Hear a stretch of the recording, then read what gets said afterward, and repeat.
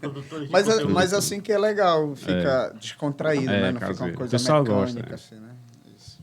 Vamos lá.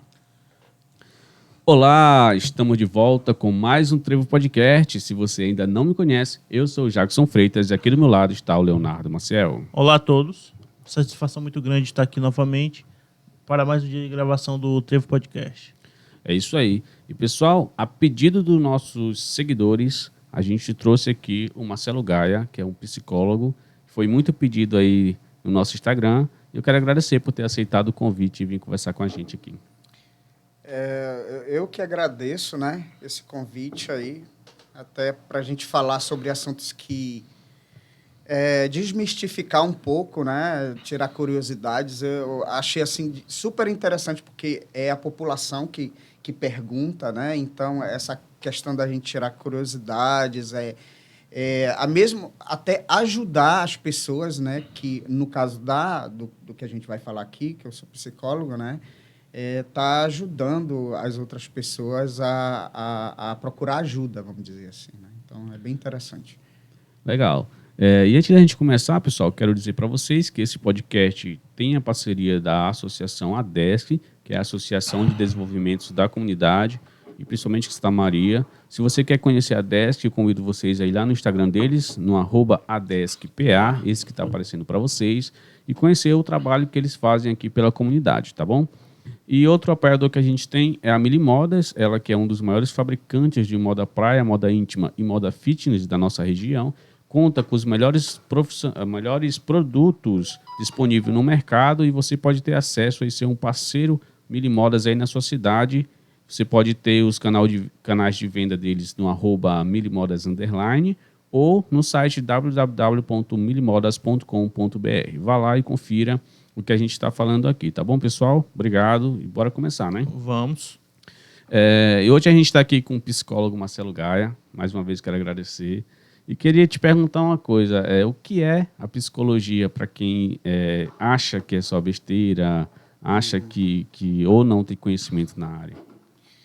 Bom, a gente pode começar assim falando que a psicologia já é bastante antiga, né? Uma profissão bem, né? Começou com a filosofia e logo depois, com o passar do tempo, se transformou em ciência, né? E sabe que para se transformar uma teoria em técnicas, enfim, em ciência, elas têm que serem comprovadas cientificamente, né? Então, a psicologia, ela não é apenas um bate-papo, uma coisa ali, né, informal, né, uma coisa que existe comprovação científica para isso, em relação a tratamento, né, e aí a gente, com o nosso tempo moderno, na correria do dia a dia, vai surgindo vários problemas, e aí a psicologia, ela começa a aparecer muito mais, né, a gente está aí, depois a gente pode até tocar nesse assunto da questão da pandemia, que aí vem a psicologia com tudo aí por causa da questão da saúde mental, né? Então, a psicologia, ela estuda, assim, de forma teórica, ela estuda o comportamento do homem que eu digo ser humano, né? Uhum. O comportamento do homem inserido no meio, né? Então, essa questão do comportamento dele e das influências que o meio, né, traz para ele, né? Então, basicamente é isso aí. Vai. Uma coisa assim que existe muito mito, acho que grande parte da população, é que muitas pessoas têm um tabu muito grande em relação estar sentindo alguns problemas relacionados à sua saúde mental, tudo, e não busca ajuda porque eu não sou doido, eu não sou isso, eu não sou aquilo. Eu gostaria que você explicasse para o nosso público, dentro do consultório, quais são com que você trabalha para tentar trazer de volta o bem-estar da pessoa e a sua saúde mental?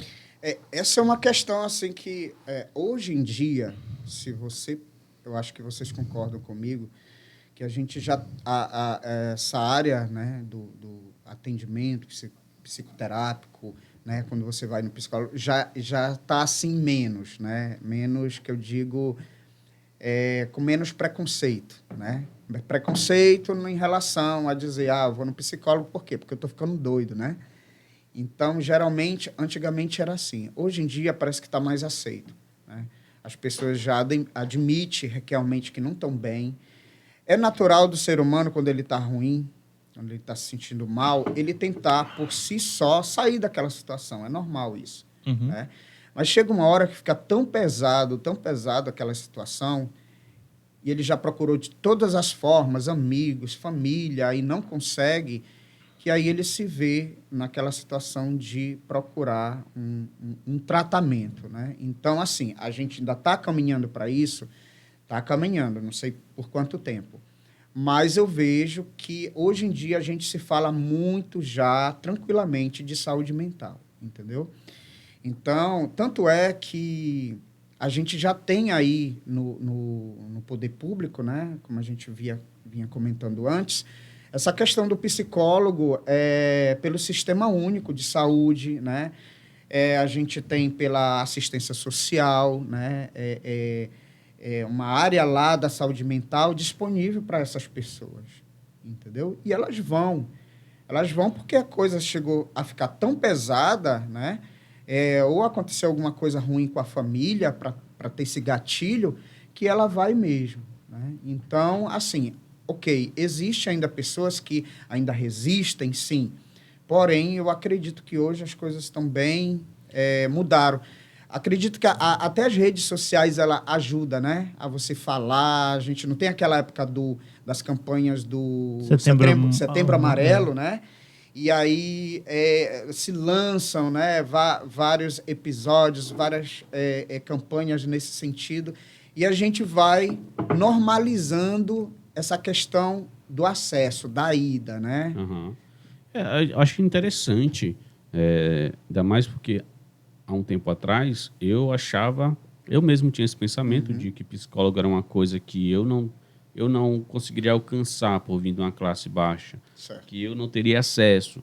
E hoje a gente sabe que se você tem um esforço e procurar, você vai encontrar. O próprio Sistema Único de Saúde, ele disponibiliza. Claro, tem aquele problema que o sistema você tem que marcar, às vezes você não consegue no mesmo dia, tem a fila, mas você está precisando, não deixe de procurar. É uma coisa que eu sempre falo, né? E eu gostaria que você dissesse um pouco mais sobre as áreas que um psicólogo pode atuar. Onde que a psicologia atua mais assim na Olha, sociedade? a gente é uma área bem abrangente, né? Assim, o tempo vai passando, modernidade vem aí também, né? Então a gente acaba saindo daquela questão do consultório privado, que antigamente só era o consultório privado, né? E a gente vai aí para as políticas públicas, você vai em qualquer município, de pequeno porte até o maior, vai encontrar um psicólogo lá, né? Primeiro por aí. Aí a gente tem psicologia na educação, né? Que agora os conselhos aí, eles estão meio que obrigando a ter um psicólogo, né? E até um assistente social nas escolas, por causa das problemáticas que a gente tem ali naquele segmento escolar e tal. A gente tem a psicologia organizacional, que trabalha nas empresas, né? A gente tem aqueles funcionários ali, milhões de conflitos, e o psicólogo está ali também para estar ajudando nessa questão do comportamento. A gente tem do esporte, a psicologia do esporte. A gente tem... Na área jurídica também? Na né? área jurídica, que é conhecida como psicologia forense, né? Que trabalha junto com essa questão judicial aí. Então, a gente tem assim, uma gama um leque aí de entradas, né? Que você pode... Agora, sim, você se forma em psicologia e você tem que se especializar numa área, né?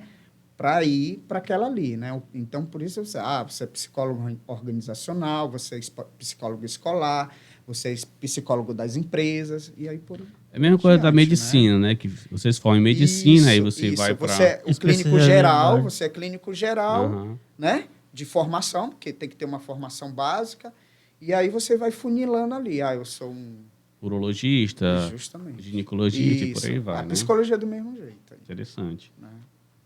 Qual área, assim, o senhor avaliando, assim, o senhor vê que ainda sofre muito com a falta de profissionais dessas áreas que o senhor enumerou?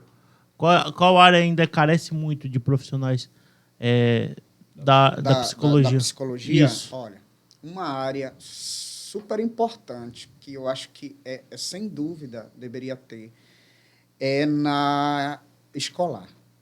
Isso. Entendeu? Porque ali a gente tem pessoas de todos os tipos, né? E ali você não está, geralmente, aquela criança, adolescente ou adulto, ele vai para a escola, mas ali pode acontecer de tudo, né? Ali que ele traz também seus problemas, né?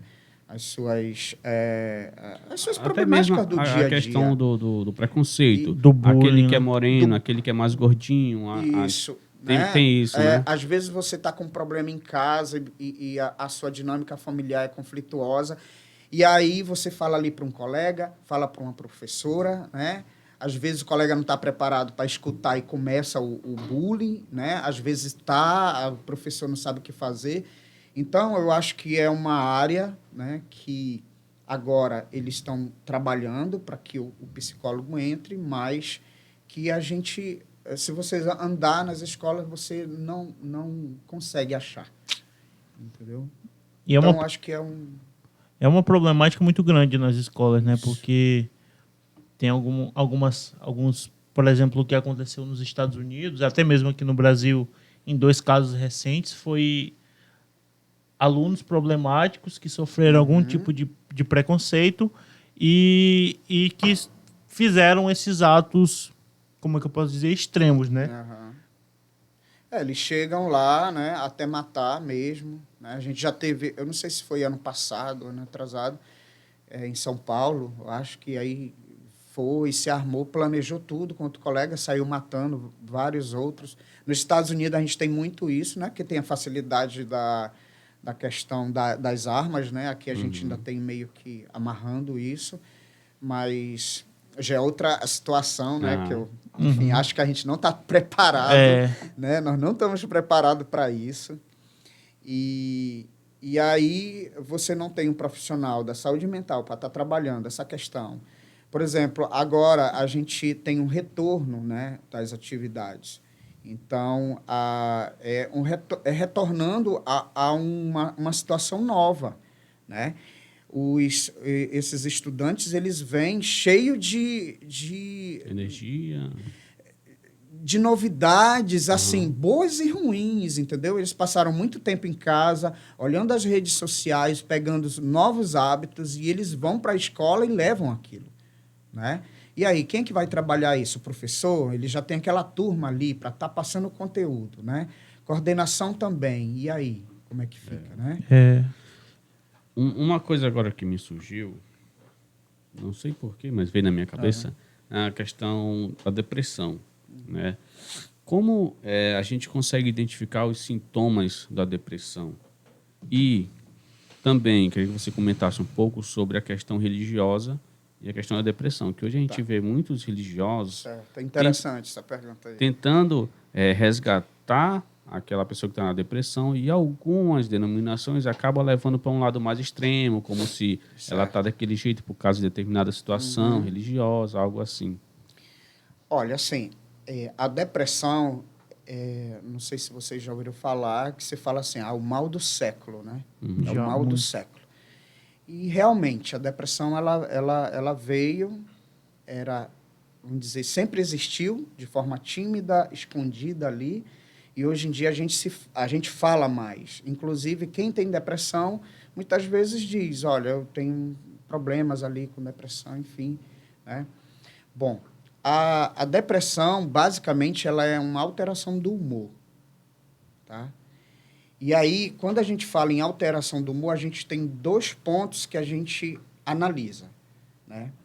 A questão da energia, a energia física e a energia mental, e a sensibilidade, no que se refere ao prazer e à dor. Então, você pega ali uma pessoa que está deprimida, né, com sintomas ainda, vamos dizer, para ser analisados, né, como depressão ou não, Então, você tem que usar esses dois tópicos, que é a energia e a sensibilidade. Primeiro, energia. Tem que ser avaliado como é que está essa energia física dela. Porque quem tem depressão é como se você tivesse um fardo, né, nas costas. E isso, eu falo assim, sintomas, né, físico mesmo, né, uma sensação de peso, né. E a energia energia física e a energia mental. Porque a gente não tem como dissociar uma coisa da outra. Então, aqueles pensamentos constantes, né, negativos, não tem nenhum pensamento positivo quem tem depressão, né? Sempre que não vai dar certo, sempre que eu estou com desesperança, estou desamparado, né? Se preocupa muito com a opinião dos outros, justamente. né? Então, tudo é muito intenso, né, nessa questão da depressão. E a questão da sensibilidade, né, a gente fala do prazer. A gente fala do prazer. Por exemplo, uma pessoa que tem depressão, ela não vê cor. Ela não vê cor nas coisas que faz. É como se fosse tudo preto e branco. Entendeu? Não tem aquele entusiasmo, né? Não tem aquele objetivo. Para que eu vou fazer isso, né? Essa questão de ver cor não necessariamente é a questão não é a questão da cor. Eu tô colocando visão. uma metáfora, Uhum. né? Porque quando a gente tem prazer de fazer as coisas, né, a gente vê sentido, né? Então, essa questão da sensibilidade fica muito reduzida, né? E a questão da dor, né? A dor sempre é muito alta, né? Tanto é que quem tem depressão, o cérebro, aonde a sensação é onde fica a questão local da dor, quando a gente sentiu a dor, é a mesma da depressão. Entendeu? Então, a dor de uma depressão é como se fosse uma dor física também, né?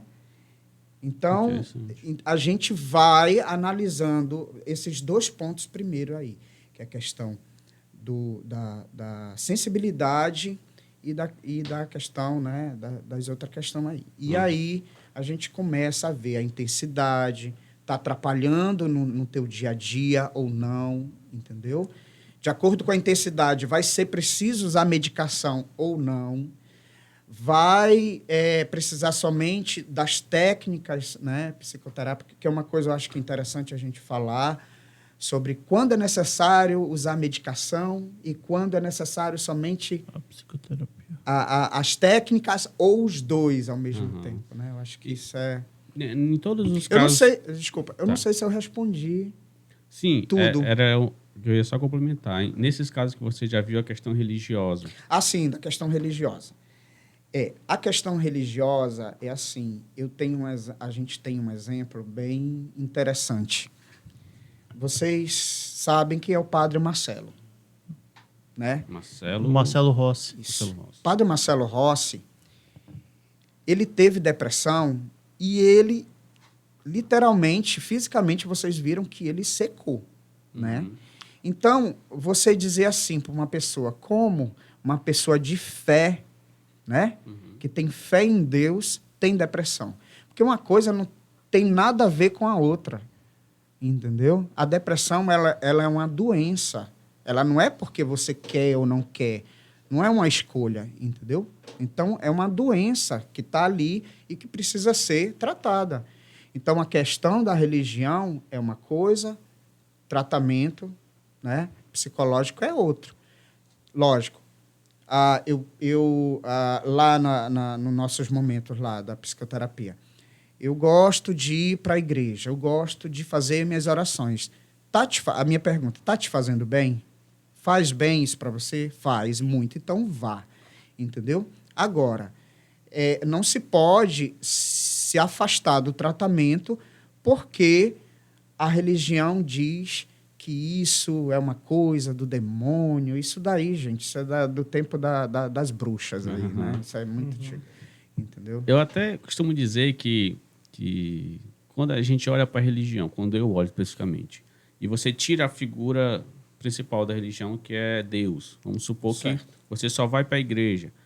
Às vezes, já até vi algumas pessoas falando na internet que a pessoa gosta de ir para a igreja mais para para se associar com o pessoal que está lá, para conversar, para Ficar ver um em grupo, ficar né? em grupo, né? Que isso faz bem. E muitos irmãos acabam indo mais por isso do que propriamente pela palavra ou pelo algo do tipo, Certo. né?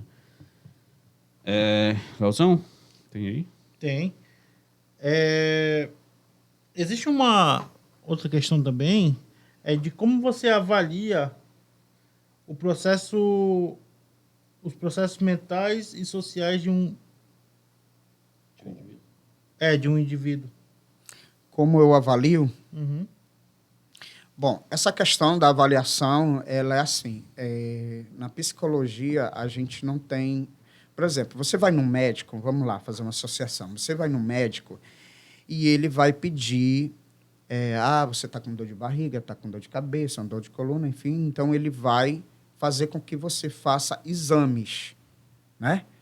Coletar ali o sangue, coletar, enfim, para fazer o exame para saber qual o motivo, né? Na psicologia, a nossa análise ela é muito subjetiva, né? Só que assim, não é subjetiva, eu acho, não. A gente tem as nossas linhas de estudo, né? Por exemplo, a depressão não pode você somente porque você está triste, não. Você tem que ter vários sintomas dentro de um período, né?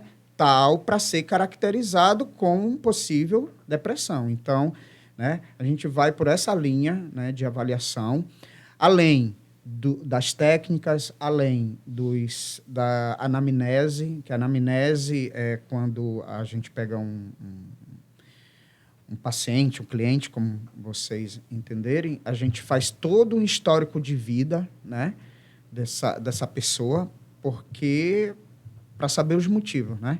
De repente, a dinâmica da família, no trabalho, enfim, não está trazendo para ele uma situação emocional, saudável, que pode estar causando aquilo. Então, a gente vai tentando, né, fazer todo um estudo em todas as áreas em que essa pessoa Está inserida, né? está inserida, entendeu?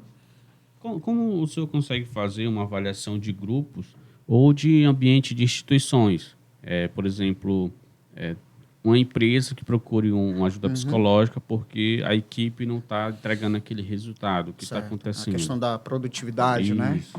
Bom, aí já é uma área assim, para o psicólogo das organizações, né? Que trabalha muitas vezes no recursos humanos, né? De treinamento, seleção.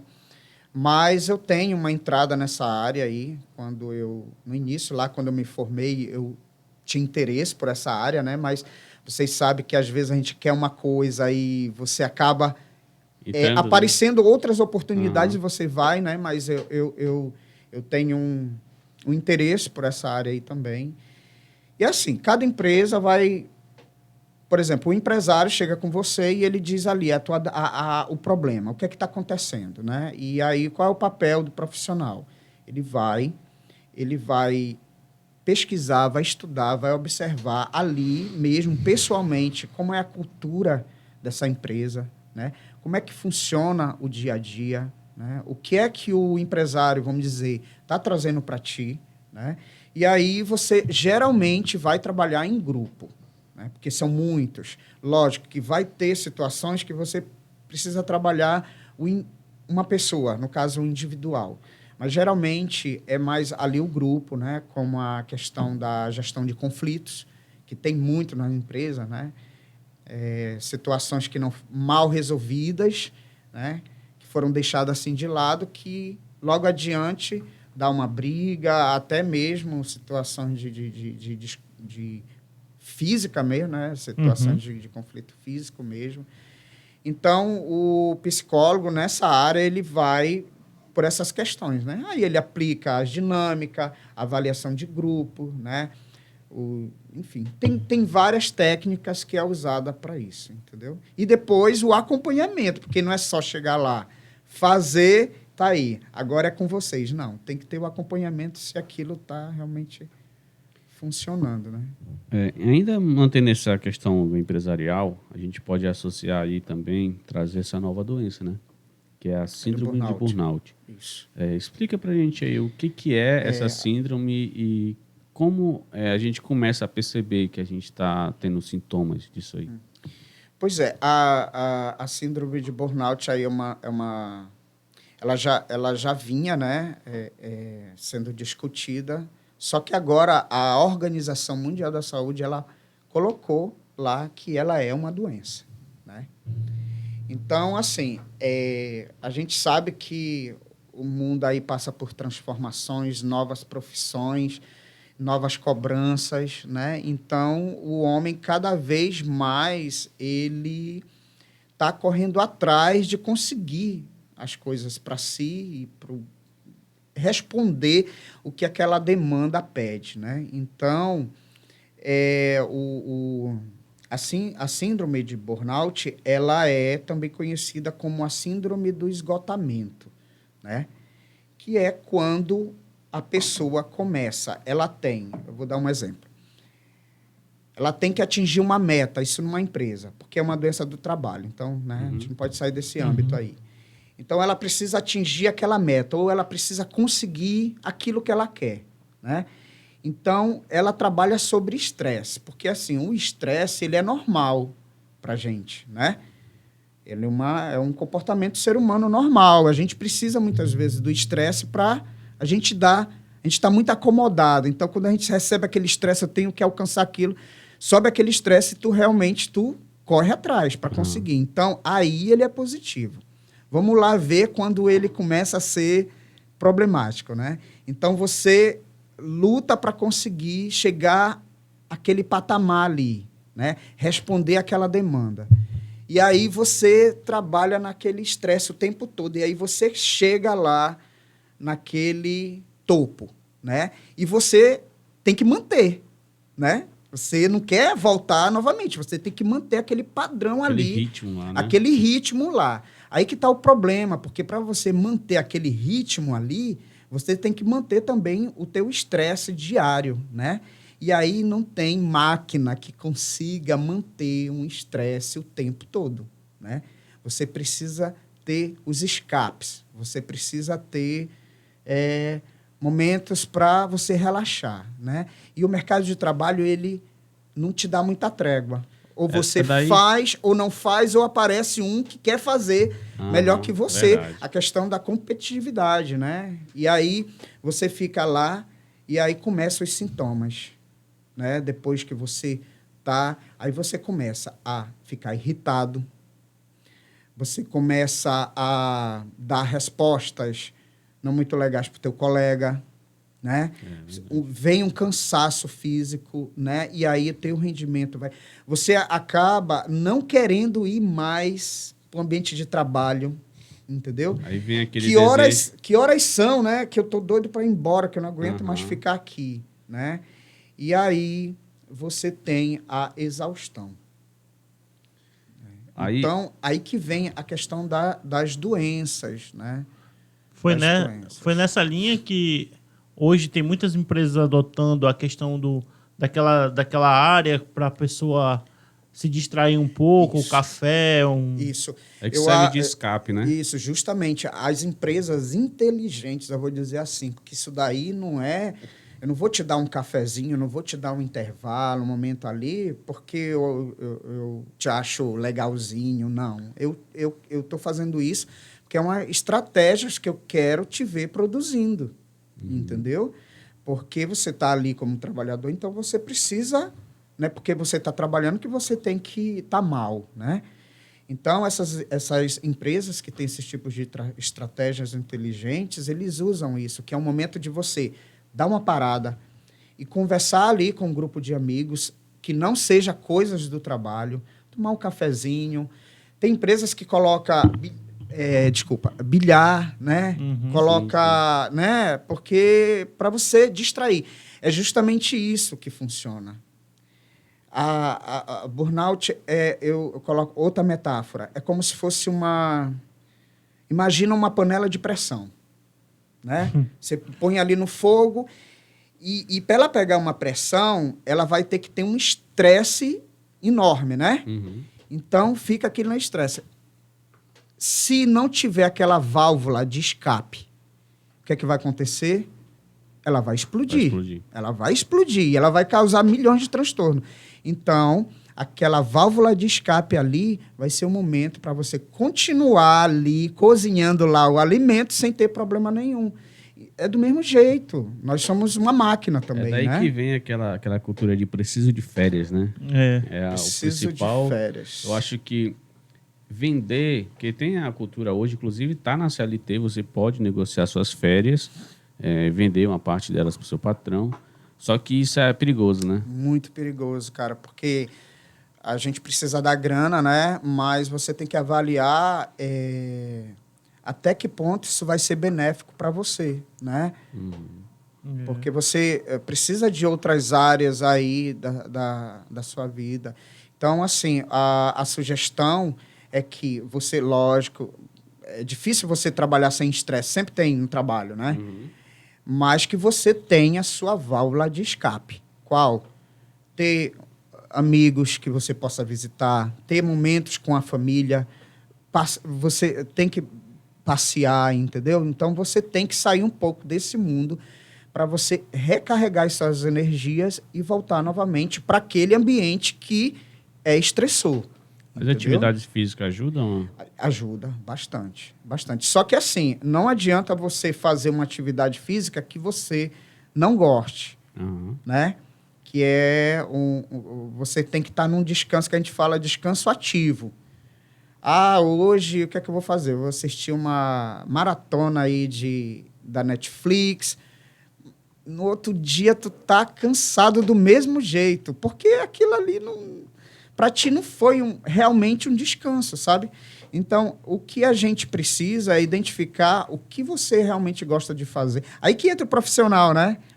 Que você realmente faça você realmente ter um descanso ativo, aquele que funciona mesmo, né? Interessante. Demais. Tá. Enquanto o Léo vai se preparando para a próxima pergunta, eu queria que você dissesse mais um pouco sobre a síndrome de burnout e como a gente faz para identificar ela mais fácil.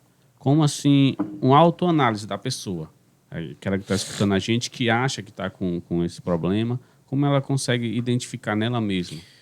Como eu falei, né? A identificação ela vai muito na questão do teu rendimento, né? Você não conseguir mais ter aquele rendimento, você está trazendo alguns problemas para dentro de casa, né?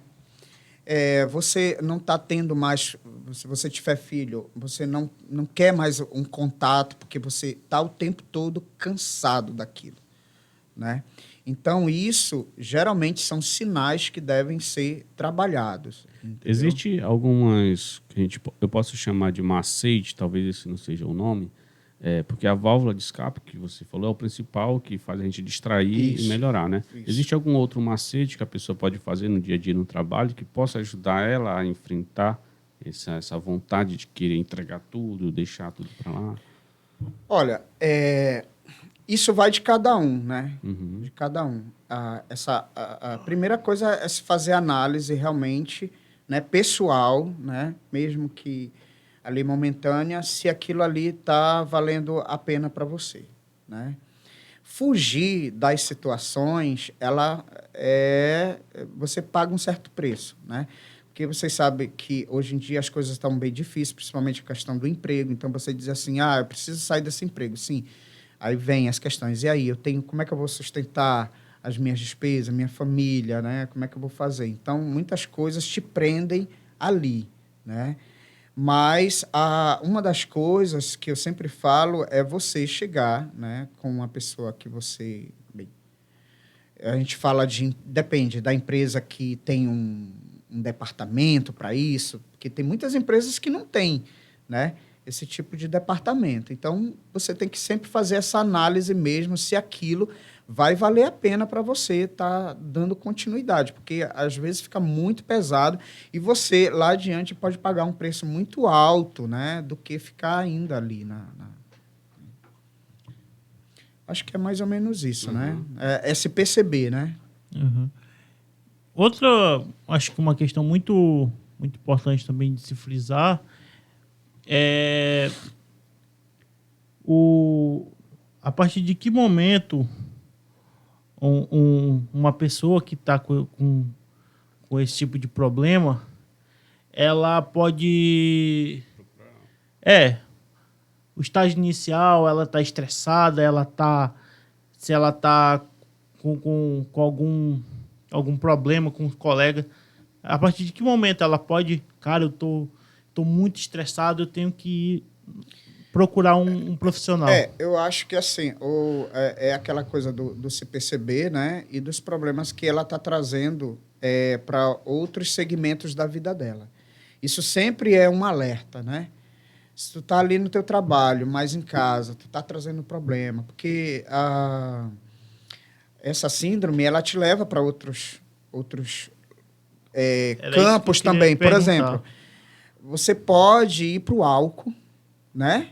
Porque quando você vai tomando o álcool ali, ele vai fazer com que você esqueça momentaneamente, mas você vai criar outro problema, que é o vício, né? E você vai também, de repente, começar a tomar antidepressivos, né? Ali, muitas vezes, que é conseguido sem uma receita médica, vamos dizer assim. É muito fácil, né? Justamente a questão das drogas, né? De outros tipos de drogas que não seja o álcool, né? Então, são caminhos que você está tomando, né? Para continuar naquele ambiente ali e que, se você procurar um profissional, a gente vai, com certeza, diagnosticar que você está com síndrome de burnout, entendeu? E por isso você está fazendo esse tipo de... né? Tem uma dúvida que eu tenho, que é muito fácil, por exemplo, você adquirir fluoxetina, que é um medicamento que... Eu não sei se ele pode causar alguma espécie de dano se tomado em grandes quantidades, mas outros medicamentos também ansiolíticos, depressivos. Quais são os riscos da pessoa tomar sem uma prescrição médica? Olha, todos os riscos, né, possíveis, porque cada organismo vai reagir de uma forma. Agora, tem uns que são, assim, básicos, né? Ansiolíticos, antidepressivos. Bom, primeiro ponto, que eu acho que pode ser uma curiosidade também, que o psicólogo, ele não receita medicação, tá? Só quem receita medicação é o médico, no caso, psiquiatra, especializado na psiquiatria. Porém, o psicólogo pode encaminhar para o psiquiatra com a necessidade de medicação, entendeu? Que aí até facilita para o psiquiatra lá, quando chegar, que vê porque é que o psicólogo está sugerindo aquela medicação, né? E assim, tomar medicação de controlada, né? Esse tipo de controlada aí é super perigoso, porque tem vários efeitos colaterais. A tua performance sexual pode cair, entendeu? A tua parte digestiva também, ou você vai comer mais ou você vai comer menos, né? Então, assim, tem inúmeros efeitos colaterais. Muitas vezes você vai atrapalhar no teu trabalho, porque você pode estar querendo dormir, né? Ao invés de estar em alerta naquele momento ali. A questão de estar bocejando sem estar com sono, entendeu? Então, todos esses são efeitos colaterais, né, que podem ser mudados. Quando o profissional vê que está te atrapalhando, ele pode ir mudando e ver qual é o mais adequado para você, entendeu? Interessante. Muito interessante. Deixa eu retornar aqui meu pensamento. Como o senhor avalia hoje que está o mercado, assim... Talvez não seja essa a pergunta.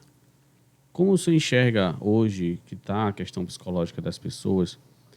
Porque há um tempo... Você já trabalha há quantos anos com...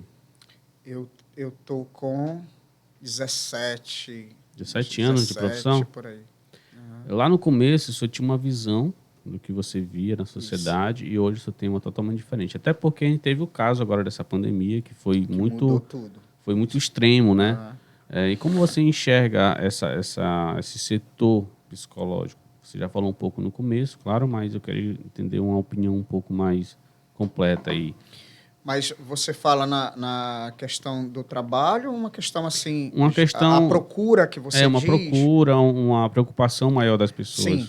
Agora a gente tem uma procuração e uma aceitação bem melhor, entendeu? Sobre essas questões, porque a gente vê muitas famílias aí que estão passando assim por vários e vários problemas, assim, desde criança a idosos, né? O fator pandemia, ele veio só dar uma acelerada, né, de um problema que já existia, né? A gente tem no setor público esse atendimento, eu acredito, mais de 200 pessoas esperando o seu momento de ser atendido.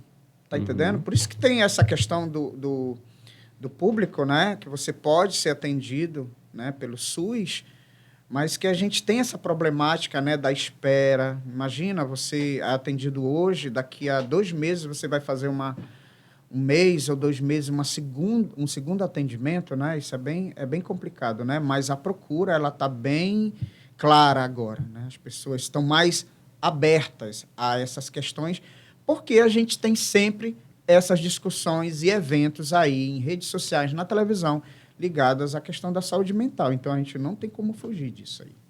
E veio é como se fosse uma coisa que veio, infelizmente, olhando por um lado para ficar, eu falo, infelizmente, na situação dos problemas, né, de saúde mental. Mas que, felizmente, foi dessa forma que as pessoas começaram a entender que a gente não é só físico, né? A gente também é mental e que uma coisa não vive sem a outra. Né? É verdade. Tem uma dúvida também, que eu perguntei para o senhor em off. Eu perguntei sobre o CAPS, que é uma coisa que aqui em Santa Maria, o senhor disse também que estão lutando para construir. Eu gostaria que o senhor explicasse o que é o CAPS e como ela pode ajudar uma pessoa que está procurando ajuda. Né? Isso. Bem, o CAPS, ele é um centro de referência em saúde mental, entendeu? Então, todos os casos relacionados à saúde mental, eles devem ser direcionados ao CAPS, né? No nosso caso, aqui no município, a gente não tem, porém, estão correndo atrás, né, porque a gente tem público para isso, né, essas questões de saúde mental. Os CAPs aí tem vários tipos de CAPs, né? Tem lugares, vamos dizer, na capital, tem o CAPS 1, CAPS 2, CAPS AD, né, que só trabalha com questão de álcool e drogas, né? Tem o CAPS infantil, né? Então, a gente tem CAPS assim para todo tipo de público. Aqui no município, como é um município de pequeno porte ainda, tal, a gente tem um CAPS como se fosse um CAPS geral, né? Então, todas as questões assim de saúde mental é encaminhado para lá. E aí vai ser trabalhado o que nesses CAPS? Questões de pessoas que estão com depressão, com transtornos, né, de ansiedade, todos os tipos de transtornos relacionados à droga e álcool também, todos lá. Qual o tipo de abordagem o senhor como profissional ou outros colegas costumam fazer para conseguir conversar com aquelas pessoas que têm a rejeição de ir com um psicólogo, e quando vão, elas já têm aquela rejeição e meio que já não aceita tudo que a pessoa fala. A gente tem muitas assim, né? Primeiro ponto para você conseguir um sucesso no seu problema, na cura ou na organização dali do teu comportamento é você aceitar, entendeu? Porque o psicólogo, ele não tem nenhuma bola de cristal ali, nem superpoderes, se a outra pessoa que está ali não aceitar o tratamento, né? Então, geralmente isso acontece quando a família ou, enfim, alguém leva, né, meio que à força, né? Já está passando por um problema e essa pessoa sempre dizendo, não preciso, a hora que eu quiser eu saio disso, né? Enfim, então, nesse momento, a primeira coisa é acolher, né? Deixar a pessoa falar, desmistificar muita coisa, porque se ela não quer, muitas vezes ela está cheia de preconceitos sobre o porquê dela estar ali, né? Que é para doido, que é, né? Então, tudo isso é o primeiro passo, é a gente acolher e tirar todos esses tipos de ideia, né? Se mostrar solícito o suficiente, porque muitas vezes basta você estar ali para escutar. Disponível. Quando você se mostra disponível a ajudar aquela pessoa, muita coisa ali dentro dela vai ser quebrada, entendeu? Interessante. Às vezes um amigo que dá o ouvido para o outro amigo falar ajuda? Ajuda, mas um ponto interessante aí, é bom ter falado isso. Isso a gente vê muito na época da campanha do Setembro Amarelo, que é a questão do suicídio, né? É bem complicado. As pessoas já têm aqueles textos prontos ali, né? Enfim. Não é uma coisa ruim? Não é por maldade. Mas a gente tem que entender assim, um amigo, o fato de você se mostrar disponível para escutar o outro, ok, é bom. Só que você tem que entender que ele não é um profissional. Então, ele pode falar qualquer coisa para você ali, né? Pode falar uma palavra que pode ajudar, mas também pode falar uma palavra que vai te deixar pior. Por exemplo, quem tem depressão, se você chegar com essa pessoa e dizer assim, tenha força, né? Que você vai sair dessa. Cara, você não sabe o esforço que essa pessoa já está fazendo. E ela vai, com isso, ela não vai conseguir, né? Com isso, ela vai sentir que ela é mais incapaz ainda. Né? Porque eu estou dizendo para te ter força e tu não acha força. Entendeu? Então, a conversa com amigos é boa, mas ela não é psicoterápica, ela é terápica. Porque terápica, quando você acolhe, você escuta, ela é uma terapia.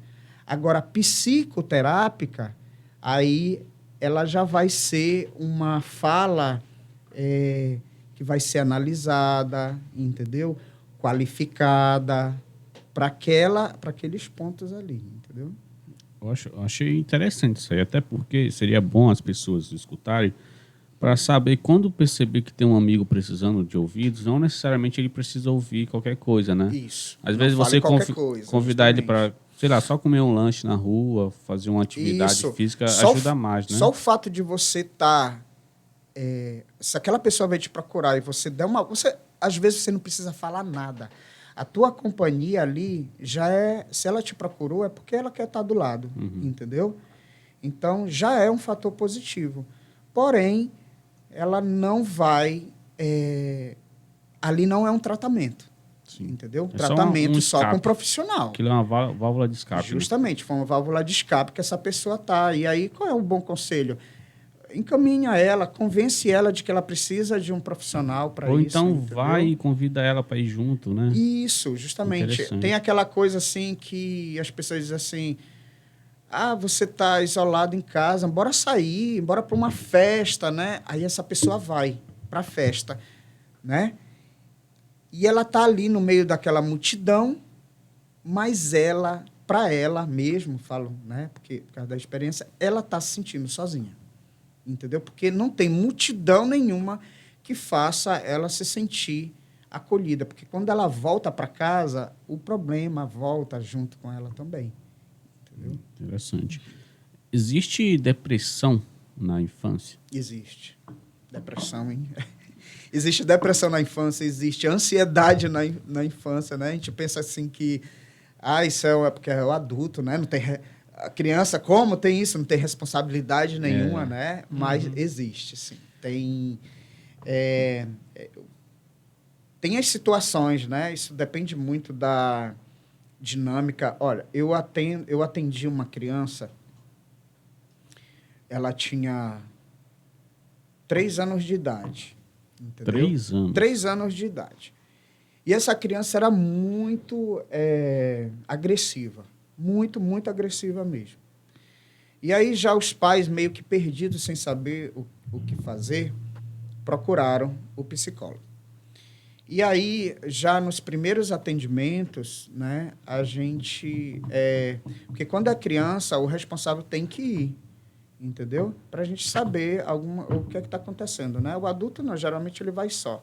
Mas criança ou adolescente, primeiro ponto vai ser a ser acompanhado com o responsável.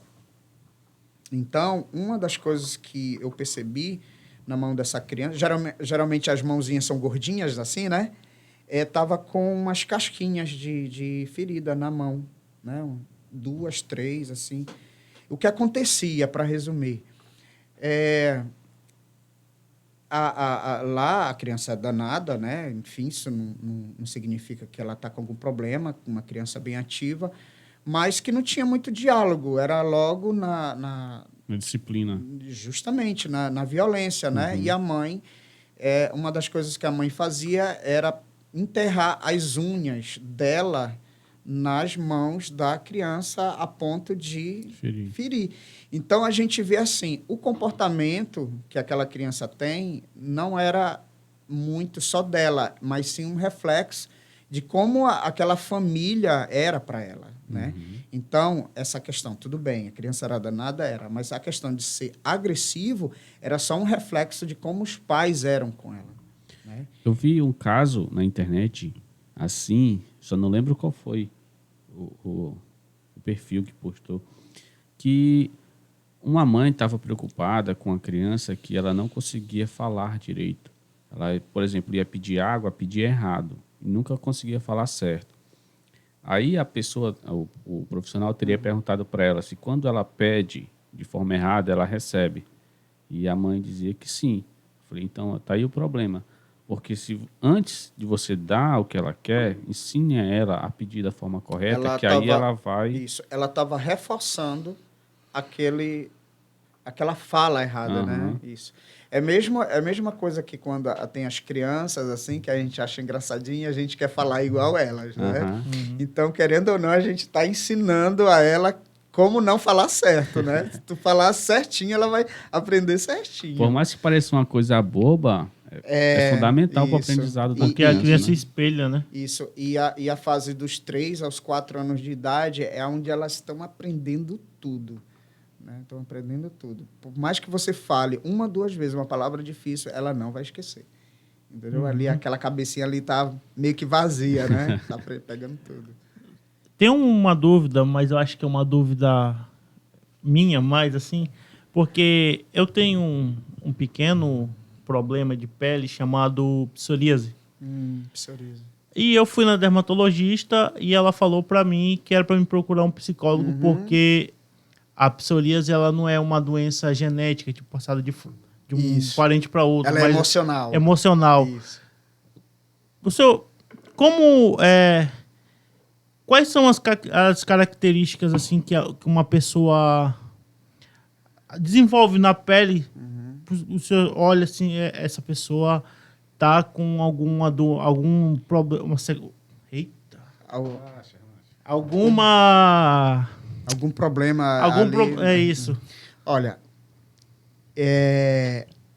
a questão da psoríase, eu não posso falar especificamente da psoríase, porque eu nunca trabalhei com uma pessoa. Porém, eu tenho um pouco de conhecimento dessas questões, porque eu sei que a psoríase ela é um fator emocional. Tanto é que você tem um período tranquilo, mas tem outros períodos que começam a aparecer. Que se você for notar, são os períodos mais que você está ansioso, algum estresse, né, que persiste ali e aí começa, né?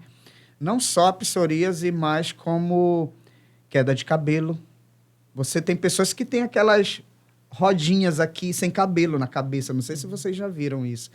Isso são crises de ansiedade, entendeu? São pessoas com transtorno de pressão também? De ansiedade, porque lembra o que a gente falou, que corpo não pode ser separado da mente.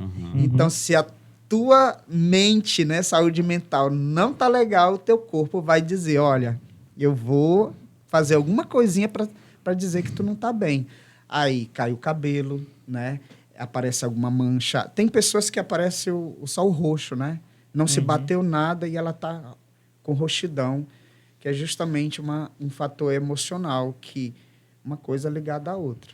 Entendeu? Então, pro teu tratamento, né, é saber controlar um pouquinho a questão da ansiedade, que não é uma coisa tão fácil assim, né? E uma outra pergunta, que tem uma pessoa que estava doido para estar aqui hoje, é a minha mãe. Acho que o senhor conhece a Sônia. Ela fez uma pergunta assim, pediu para me perguntar para o senhor o porquê aparece tanto casos de ansiedade, principalmente entre os jovens. Por que tanta ansiedade? Por que tanta esse sentimento de segurança, de medo nas pessoas? A gente vê isso depois da pandemia, né? A gente não pode, assim, tudo causar a pandemia, mas que a gente está vendo mais agora, né? A gente está num mundo, assim, de muitas cobranças, cara, entendeu? Então, hoje em dia, tu não pode ser... Por exemplo, rede social. Rede social é uma coisa legal? É legal, mas também tem suas coisas ruins, né? Então, você vê ali na rede social do colega somente coisas boas, né? Ele viajando, ele, né, indo para ali e tal. E você não consegue fazer aquilo, mas ali é meio que uma fantasia, porque você não vai colocar ali você triste, você brigando com alguém, você só vai colocar coisas bonitas, né? Então, aquela pessoa que não já está muito bem vê aquilo, né? Ela começa também a responder negativamente, a ficar ansiosa. Por que eu não consigo isso?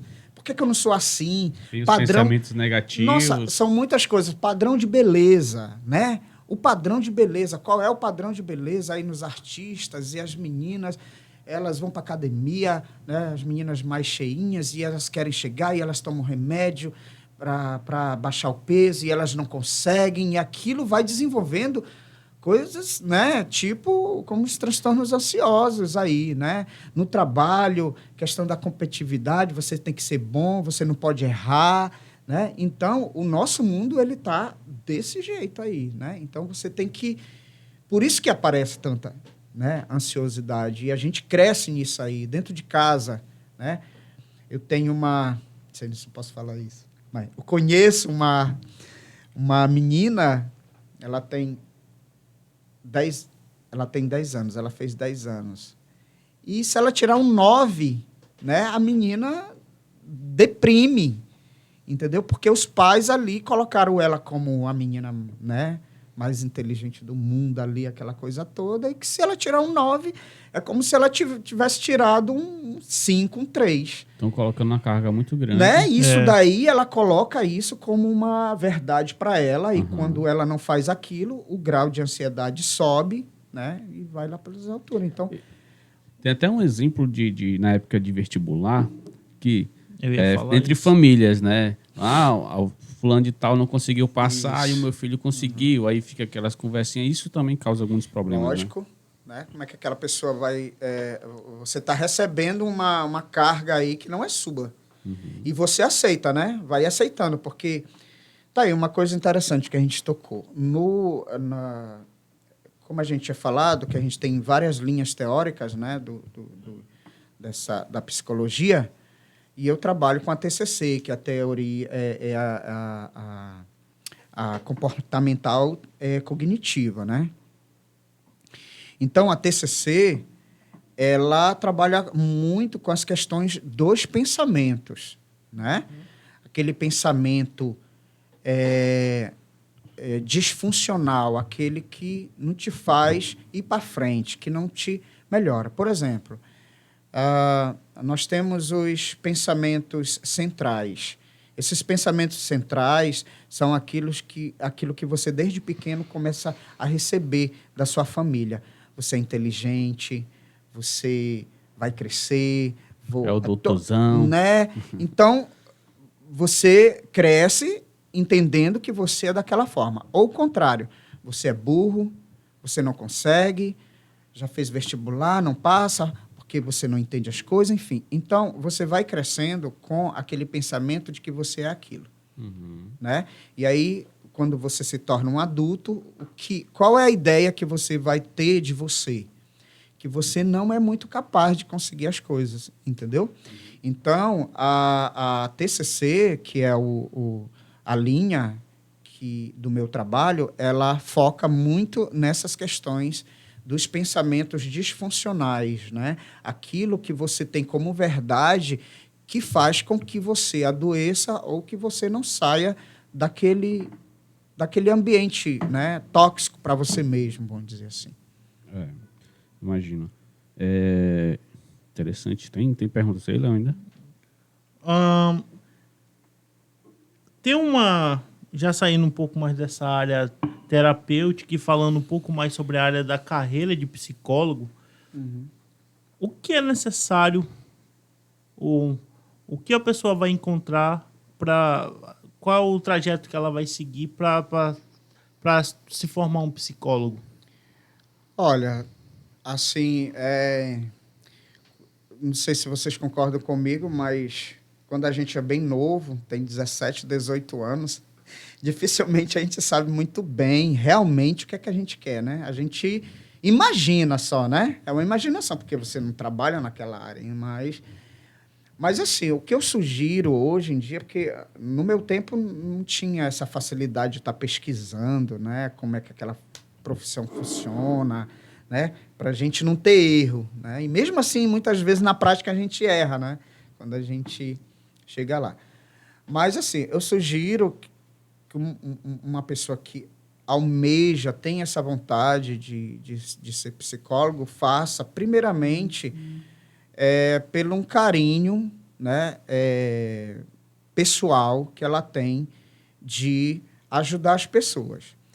Porque esse vai ser a grande chave, né, de você se sentir útil o suficiente para tirar uma pessoa, ou um grupo, ou enfim, família, daquela situação que é muito dolorosa, de grande sofrimento, entendeu? Então, você tem que ter essa questão de estar esse dom, não sei se é dom, mas algo que você tem dentro de si mesmo, que é a questão de estar ajudando, né? De todas as formas. Lógico que você vai, no decorrer do processo da psicologia aí, você vai ver que tem coisas que você se identifica e outras não, né?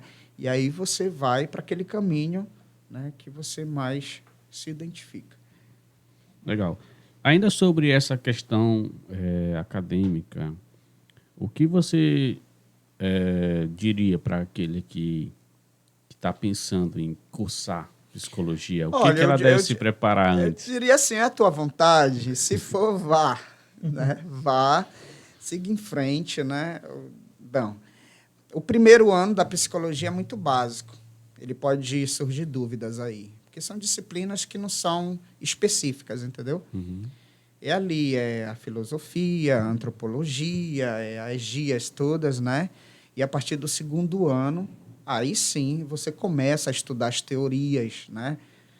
Você começa a estudar a psicanálise, a teoria comportamental, a skinniana, a gestalt, a centrada na pessoa. O homem, cultura, sociedade. É muita, né? É interessante. No final, tem faculdades que fazem... Agora sim, é bem prolongado, viu, gente? Tem faculdades que são 5 anos e tem faculdade que são 6 anos. Eu fui para uma que era 6 anos, entendeu? Então, é muito tempo ali, né? Mas ali você faz, no final, você faz a clínica, você tem...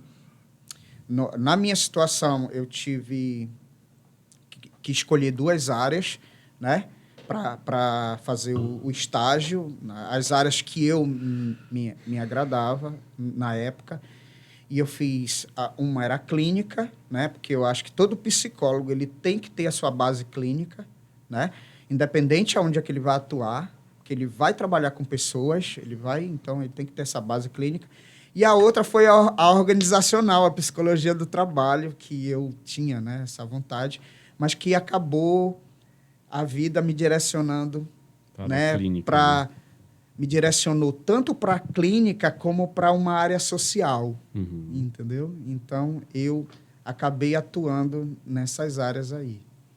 Como funciona a parte ética do profissional da psicologia? A ética é, assim, essencial, né? Eu acho que em todas em todas as profissões. Porém, a psicologia, você acaba escutando coisas muito íntimas, né?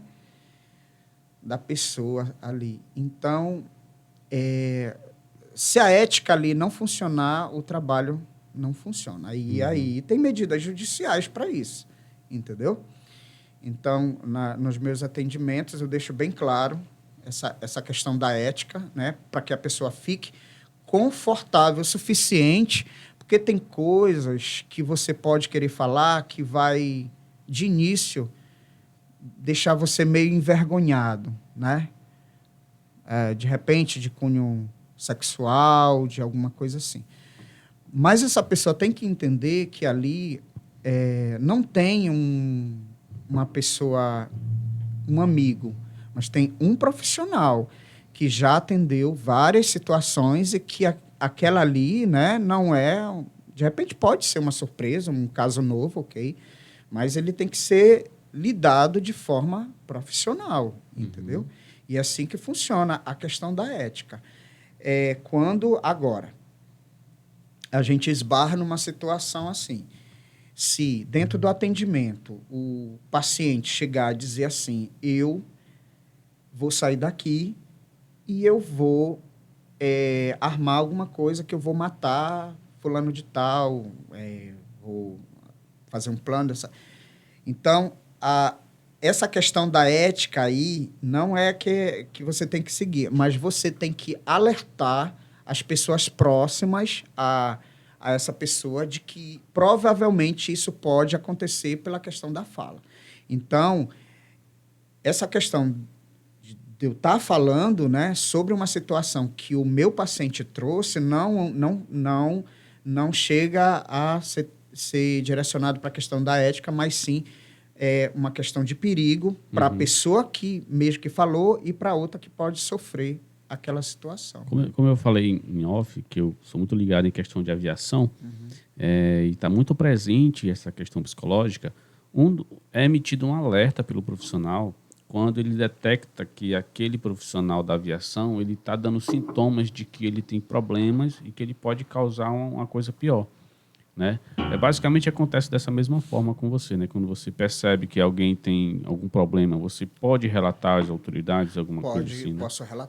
Eu posso relatar quando isso vai trazer um perigo para alguém, né? Ou para a própria pessoa, né? Questão também do suicídio, né? Da pessoa, ela tem esses sintomas, tem esses pensamentos, né? Eu tenho que alertar a família, né? Para ter os seus cuidados, porque corre esse risco. Eu não estou entrando nessa questão da ética, porque são os cuidados que devem ter, entendeu? Tirou daí, não se pode falar nada, né? Tem uma dúvida também, é que se existem graus de depressão. Existe. Existe graus do leve, moderado e o grave, entendeu? O grave já é quando a pessoa já está com aqueles pensamentos engatilhados sobre algum... O grave ele tem vários sintomas, né? O grave geralmente... Ele já é notado por várias pessoas.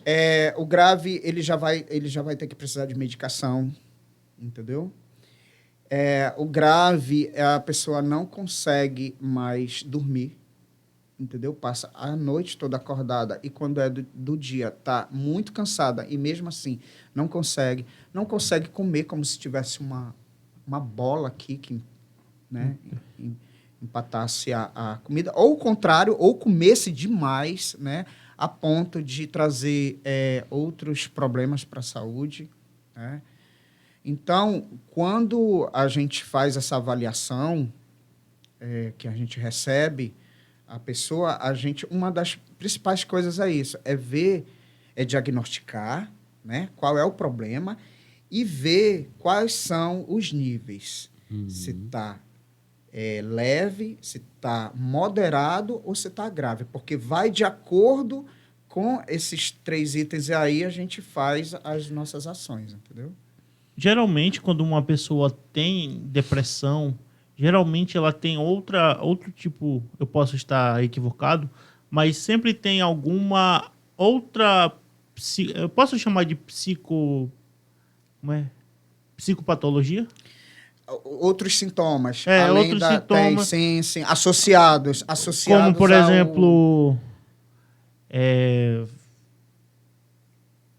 Uma depressão, vamos dizer assim, uma depressão com ansiedade. não só ansiedade, mas também, por exemplo, aquelas síndromes de personalidade, aquelas ou Entendi. Pode. Assim, só que assim, a gente identifica qual é o carro-chefe da história, entendeu? Né? Com o decorrer do tratamento, a gente identifica qual é a doença, né? O transtorno, e quais são os outros sintomas que estão associados a ela. Por exemplo, a questão da a depressão e a ansiedade, né? As pessoas dizem, mas como é que pode? Eu posso ter os dois? Pode, entendeu? A pessoa pode estar, mas assim, qual é o carro-chefe? A depressão. Porém, ela tem momentos de ansiedade, entendeu? O carro-chefe não é a ansiedade, mas ela tem sintomas, entendeu? A mesma coisa dos outros problemas, né? A gente analisa, a pessoa tem uma depressão, mas ela pode ter outros sintomas de personalidade, de transtorno de personalidade, vamos dizer assim. Porém, aquele não é o carro-chefe da doença, entendeu? Pode apresentar ali, naquele momento, e de repente não aparecer mais, entendeu? Surgiu uma dúvida agora. São 2 dúvidas que eu vou até falar para não esquecer. Uma é, tem acompanhamento psicológico nos presídios para acompanhar os presos? Porque a gente vê muitas entidades religiosas adentrando para tentar resgatar aquela pessoa e tal, fazer um trabalho que talvez seria do psicólogo, né? E a outra dúvida que me surgiu agora é, quando é detectado que uma pessoa tem depressão, ansiedade, essas coisas, é ideal conversar com toda a família? Porque às vezes a família acaba deixando a pessoa na situação pior. Ou Certo. só conversando com aquele adulto já resolve. Tá. A questão dos presídios, sim, tem. Entendeu? Eles são, geralmente, passam por uma seleção, às vezes temporária ali, e às vezes de concurso público mesmo, né? Porque, imagina, agora sim, é um ambiente super tóxico, né? Tem que estar bastante preparado especificamente para aqueles conflitos. Questão religiosas ali no meio, porque são muitas pessoas ali de todos os tipos, né? E que direcionam essas questões, até mesmo por ignorância, né? Que ou é tratado pela psicologia ou é pela religião. Os dois, não, isso não é a verdade, né? Os dois são bons, não vamos dizer que não é, né? Agora, nenhum pode atrapalhar o trabalho do outro, né? Mas existe, sim, esse trabalho com essas questões lá. Eu não sei muito bem te dizer, porque não é uma área que... mas se trabalha as questões lá as dinâmicas, eles fazem aqueles trabalhos manuais, né? Agora, sim, os de alta periculosidade, eles são meio que isolados. São mais pessoas já que já têm um comportamento, né, ideal. Porque eles estão em cárcere realmente privado, né? Às vezes é bem perigoso. A outra A questão da família. Sim, a família é interessante. É interessante. Porque, às vezes, é necessário trabalhar toda a família. Ou, às vezes, de quem ele é mais próximo. Né? Porque não adianta você ficar trabalhando aquela pessoa, né? Está aí, ó. É tua responsabilidade se quando ele retorna para casa, ele continua naquela dinâmica conflituosa.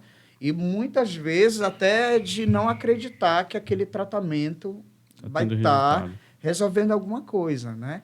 Então, às vezes, de repente, um primeiro momento ali, numa reunião, né? E casos depois, só se necessário, chamar alguém, algum membro da família. Agora sim, com muito cuidado para não estar falando coisas do teu paciente, entendeu? Mas sim, né? Fazendo um plano para que aquela pessoa entenda de que ela está ali naquele processo terapêutico, né? Como a gente falou, né? Ali a família é um processo terapêutico. O psicoterapêutico aí já é comigo, entendeu? Entendi. Vocês estudam autismo na faculdade? Assim, passando, né? Assim, rapidinho. Porque o autismo, ele é uma síndrome, né, neurológica, né? Vai lá para o campo da neurologia, né? Do cérebro mesmo. E a gente acaba estudando como a gente estuda as outras.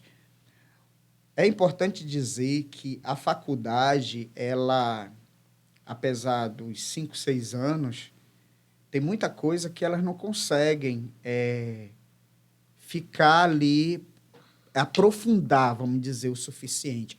E que você só vai aprender realmente depois aí no mercado de trabalho, mesmo correndo, na tua curiosidade, na tua prática, na leitura dos teus livros, entendeu? E aí que você realmente vai aprendendo. Mas a gente dá, sim, mas não uma situação que você vai ter o assunto autismo e aí você já pode ir, né, trabalhar com autismo. Não. Mas o psicólogo ele pode trabalhar com autismo? Pode, não, né? Mas ele tem que trabalhar, porque o autismo tem que ter uma equipe interdisciplinar, multidisciplinar, entendeu?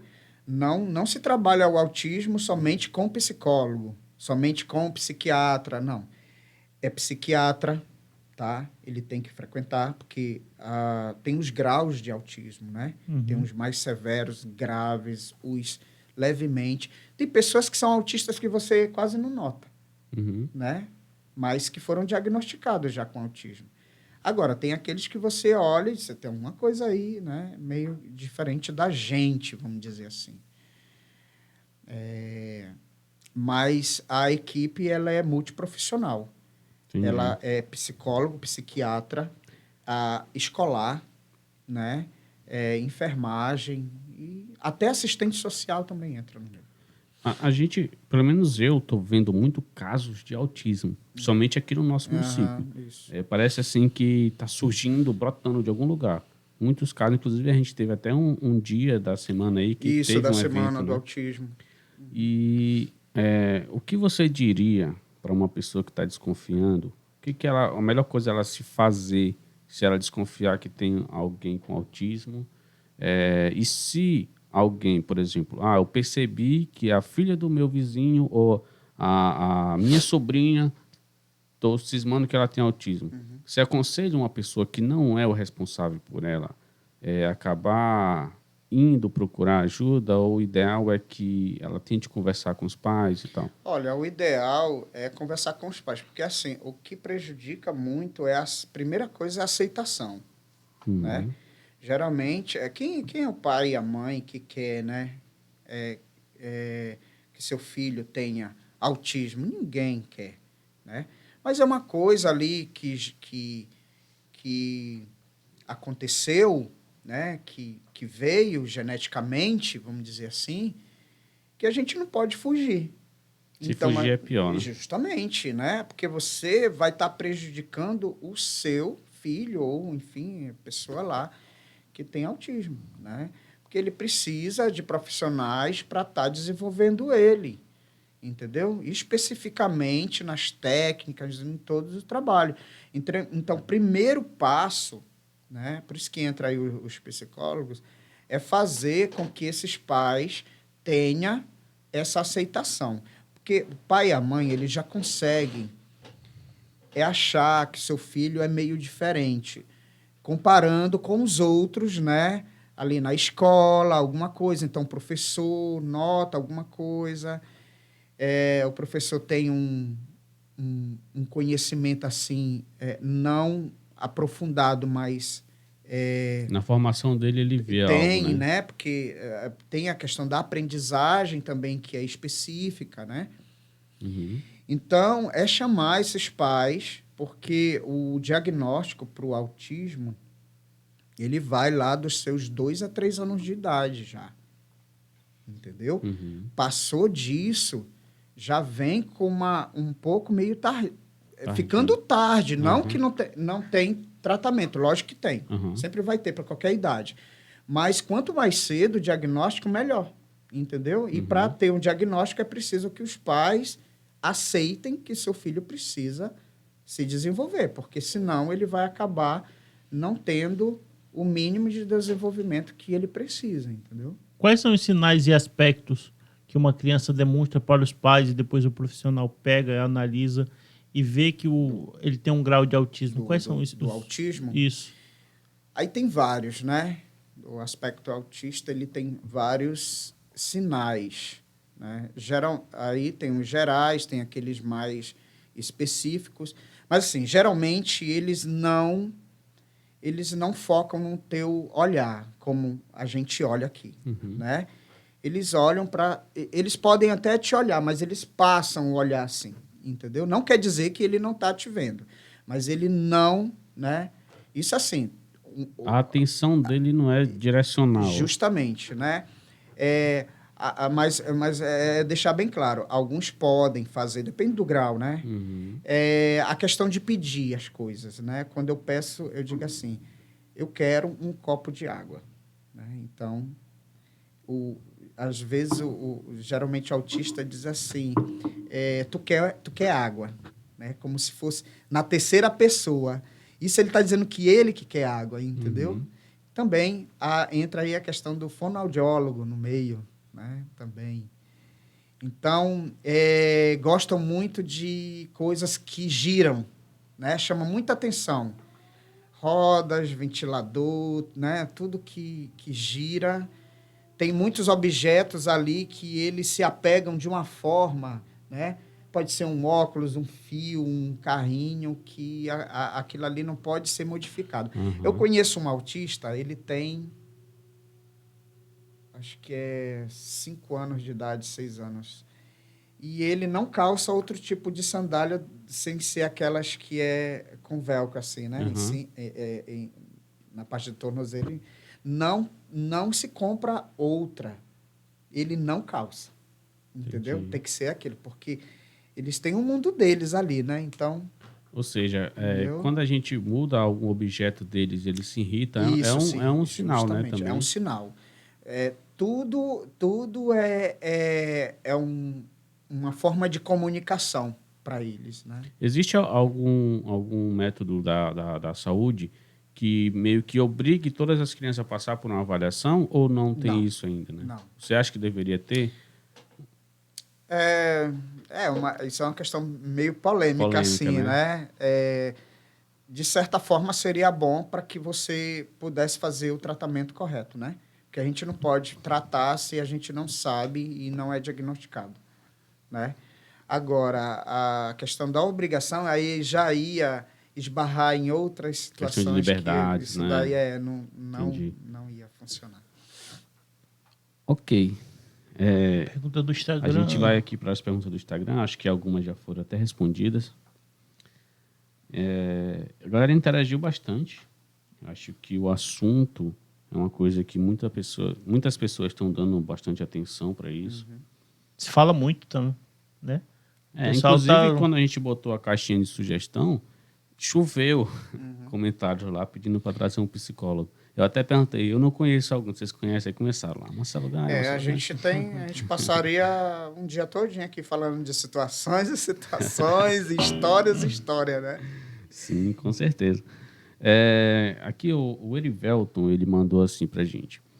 Por que tanta gente tem ansiedade no mundo atual? A gente meio que já respondeu. Já me respondeu, né? Aquela correria para alcançar, né? As cobranças. A fantasia de que tu tem que ser sempre bom, né? Que tu não pode falhar. Isso tudo aí traz para a gente uma carga muito alta, cara. Outra aqui, o Bruno Marcos mandou: a síndrome de burnout é comum aqui em Santa Maria?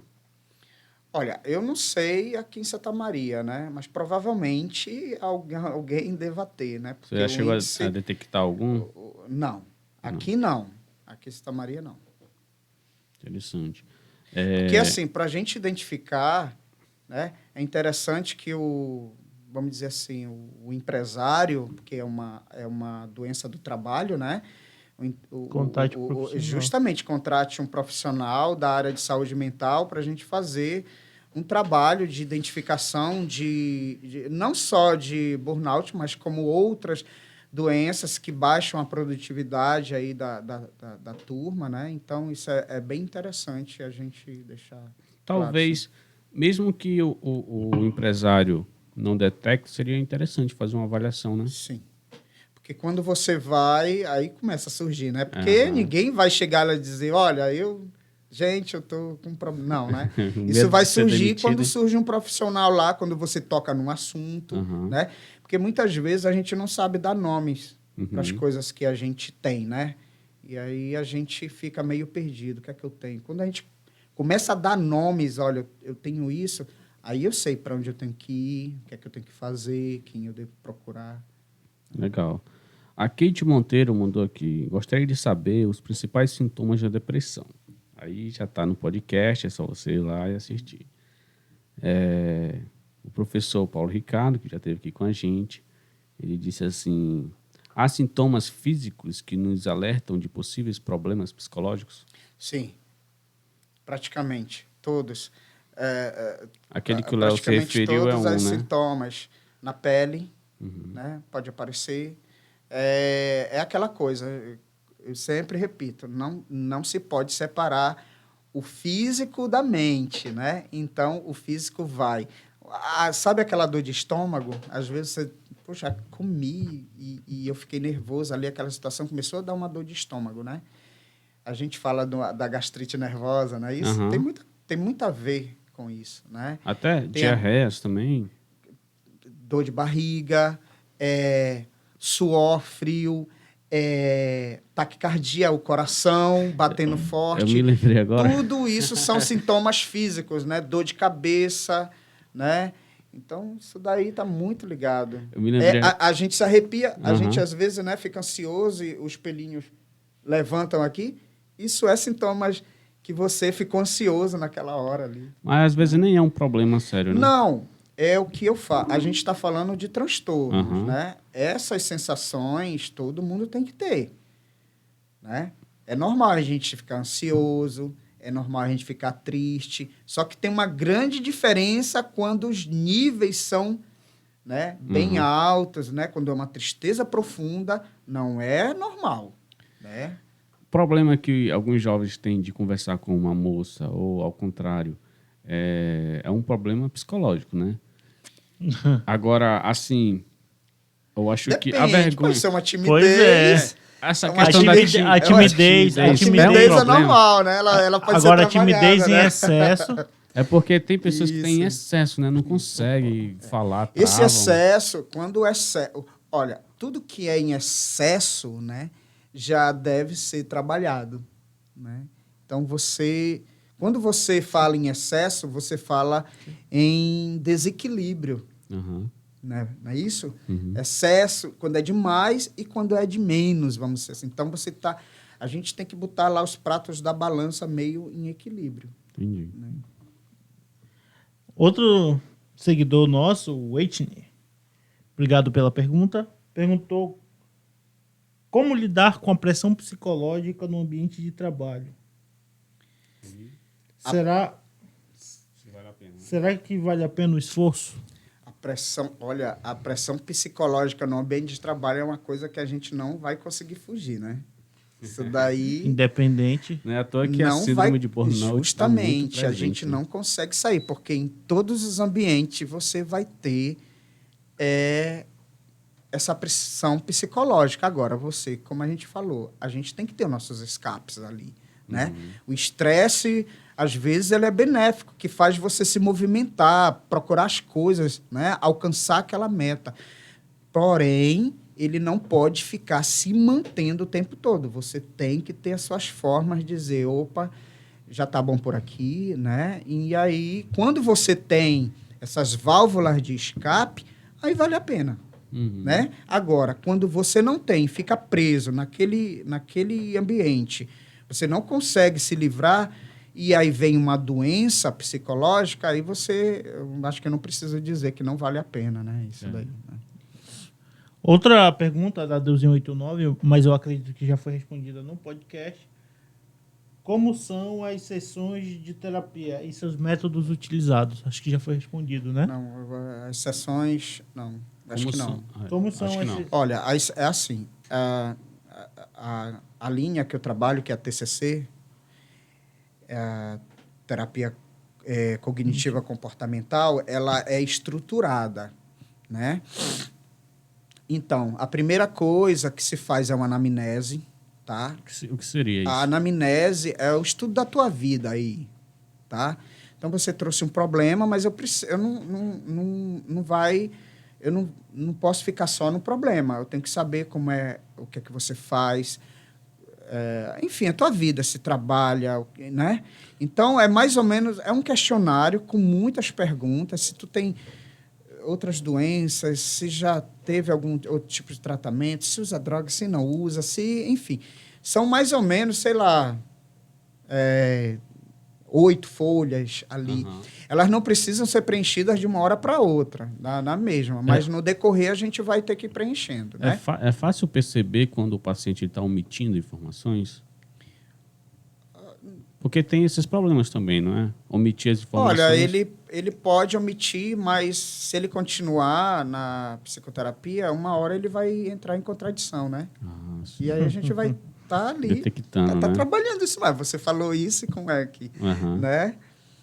Então, assim, é feita essa anamnese, tá? E depois a gente começa realmente, né, o trabalho, onde a pessoa fica à vontade para falar.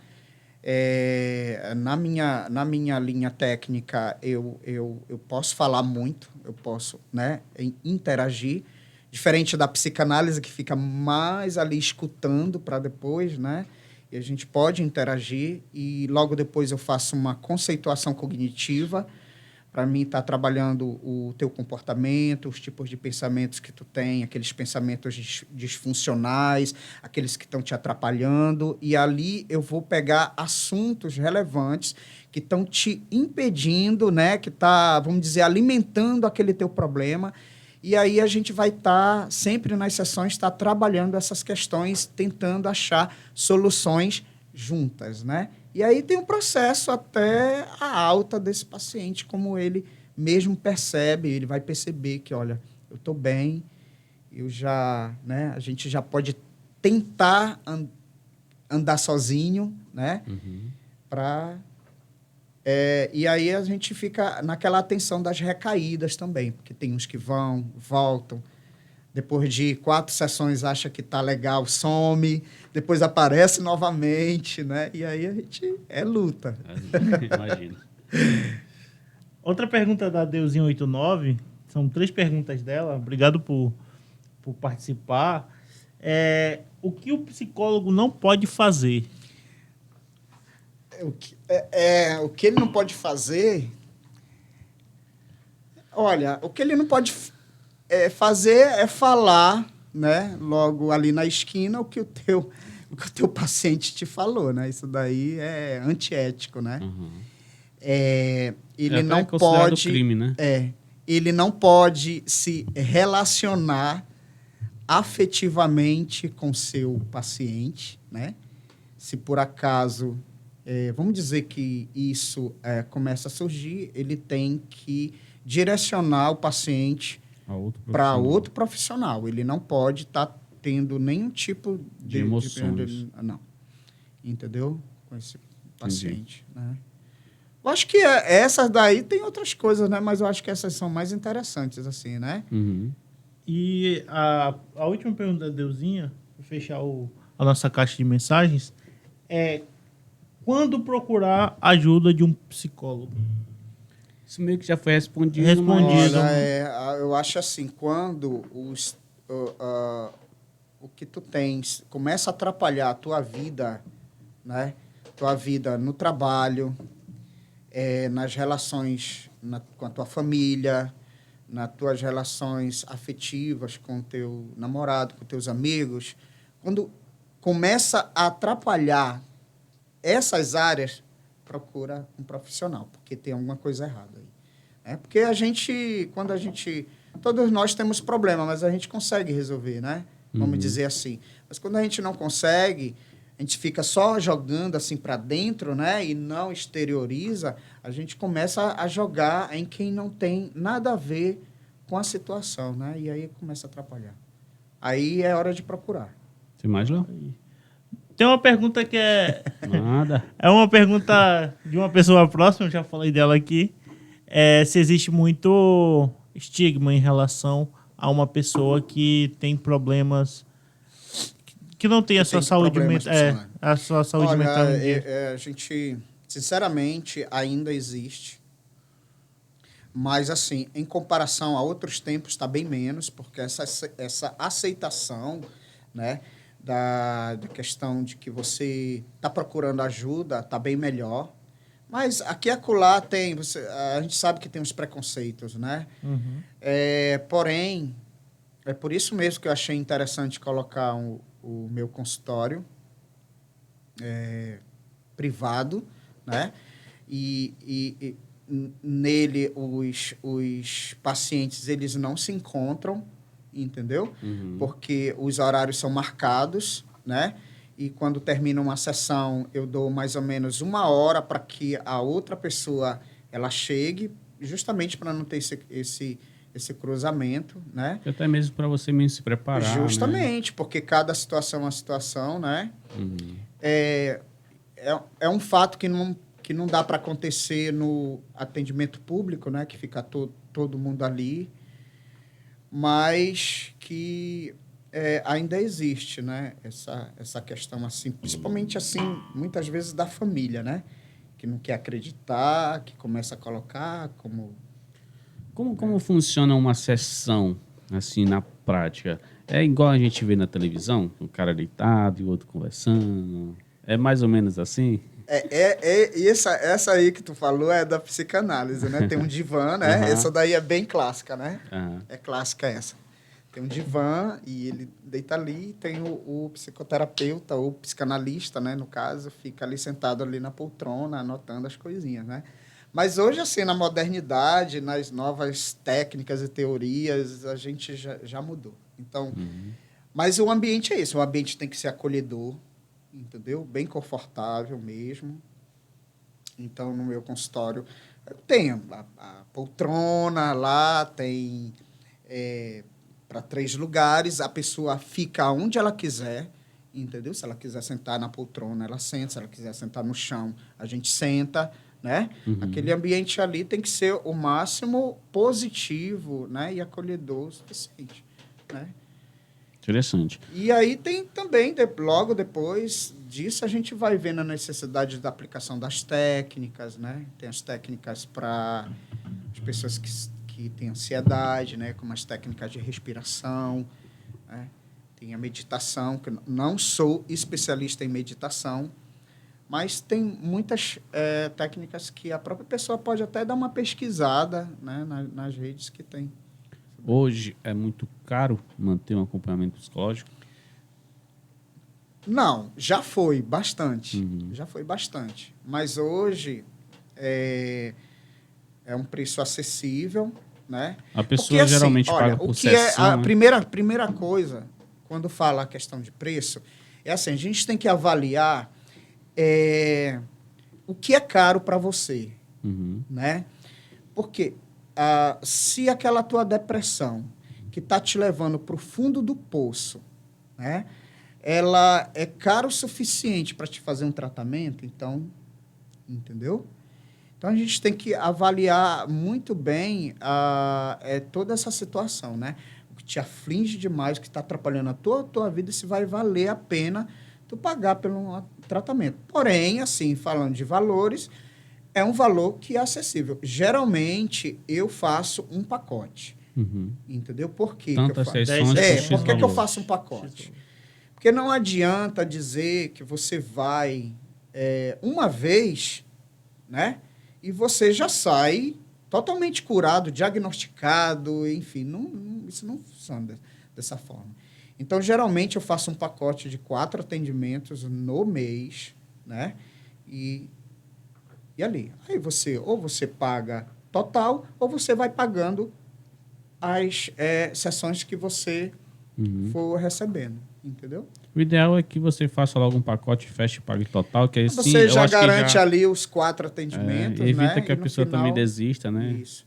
No final, a gente avalia se você quer continuar, você achou que teve uma evolução aí positiva nisso tudo, né? Ou não, se você quer dar um tempo, então tem É uma horinha, assim, de conversa com a pessoa. 45 minutos, por aí. Depende de Porque, caso a caso. depende. É. Não dá para passar mais de 1 hora, porque fica bem pesado, né? São questões assim que a gente trabalha. O próprio Lógico, profissional pode ter a perda de rendimento, né? isso. Então, não atendo também muitos, né? Porque são muitas situações. A gente vai ter momentos que a gente vai rir, mas também a gente... não eu, né? Eu estou falando da pessoa. Vai ter momentos de sorriso, mas também vai ter momentos de muito choro, né? Então, tem um jogo ali de emoções, assim, muito à flor da pele, né? Então, a gente tem que estar Certo. preparado, E né? para a gente finalizar, eu gostaria que você falasse para o pessoal como eles fazem para se consultar com você. Qual o seu Tá, contato, onde interessante. fica a sua clínica. Olha, eu fiz o meu consultório na minha própria casa, né? Quando eu construí ela, eu aproveitei para fazer um ambiente para isso, tá? Então, esse ambiente ele foi construído com todo carinho, todo cuidado, né? Para acolher essas pessoas, né? Numa forma privativa, né? De quem realmente tem vontade, quer, né? Começar esse tratamento sem ter que estar cruzando com outras pessoas ali, com horário marcado, tá? Depois vocês podem dar o meu número de telefone para até tirar dúvidas, né? E também pode estar acessando a minha rede social, tá? O Instagram, que é psicólogo, _, aquele tracinho lá, né? Marcelo Gaia.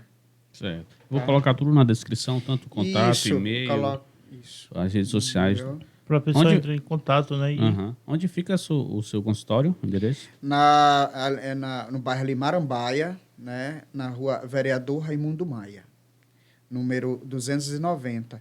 Porém, eu só atendo com um contato antecipado para a gente marcar o A horário. pessoa não entendeu? consegue marcar indo lá, né? Porque eu possa não estar lá ou Ou eu tá em posso estar em atendimento, Entendi. entendeu? Então, é melhor entrar em contato antes que a gente, né? Perfeito. Tem mais, Léo? não, só isso. Então é isso. Eu quero agradecer demais por você ter aceitado o convite de vir conversar conosco. Eu que agradeço, assim, que a gente precisa, né? Tá falando dessas situações aí, muita gente deixando bem claro que isso daí, eles estavam perguntando muito a questão do sintomas, né? De repente a pessoa...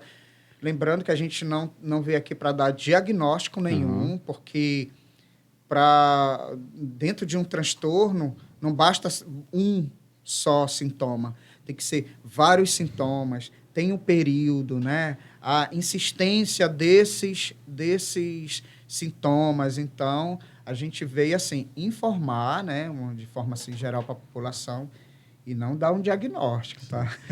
Eu vou até mais além um pouco e vou dizer, isso que está acontecendo, muitas pessoas perguntam sintomas, isso é um sintoma de que pessoas estão preocupadas com alguma coisa. Isso, com certeza. E diante disso aí, não custa nada, ou talvez se você tiver condições, marca lá um pacote com um profissional, pode ser ele ou pode ser outro, e faz um acompanhamento inicial. Se você vê que talvez não necessite, né, que a pessoa acaba se descobrindo ali, Isso. ela vai saber que realmente ela não Isso. tem, ou de repente ela vai lá e descobre um problema bem maior e pode, sei lá, ajudar a vida dela. É, Né? verdade.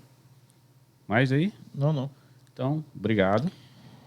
por ter vindo Obrigado aqui conversar com a também pela gente. oportunidade e dizer aí que, dependendo de outros assuntos aí, né, vai ser um prazer estar aqui. Certo. Como a gente conversou, né, a gente está querendo trazer uma profissional especialista em autismo.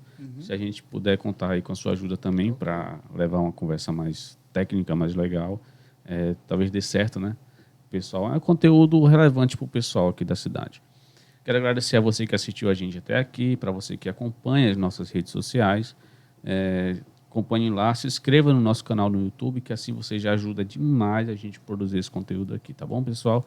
Siga lá o Marcelo Gaia nas redes sociais. Esse é o Instagram dele, que eu vou deixar aqui na descrição. E é isso. Obrigado e tchau, tchau. Valeu.